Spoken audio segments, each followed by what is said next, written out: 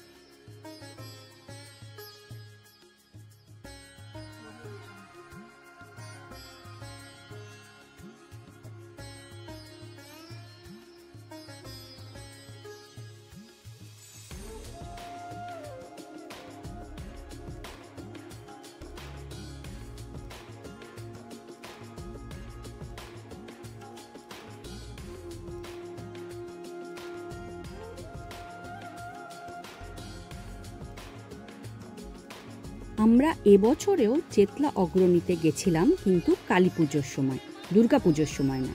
কারণ দুর্গা পুজোর সময় এতটাই ভিড় থাকে যে আগের বছরেও দেখলাম কালী পুজোতেই গেলে বেশ ভালো করে ভেতরটা ঘুরে দেখা হয়ে যায়। ওরা বেসিক্যালি ভিতরের মণ্ডপ আর বাইরের মণ্ডপ সজ্জা একই রাখে, শুধু প্রতিমা বদল করে দেয়। তাই কালী পুজোর সময় ফাঁকায় ফাঁকায় বেশ ভালো করেই ঘুরে দেখে নেওয়া যায়।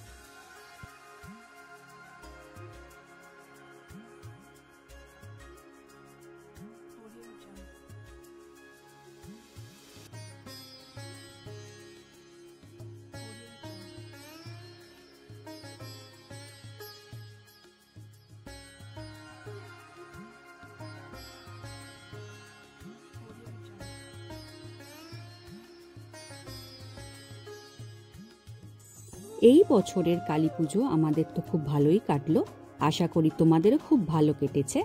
আবার একটা বছরের অপেক্ষা সামনের বছরে এই উৎসবকে উদযাপন করবার জন্যে।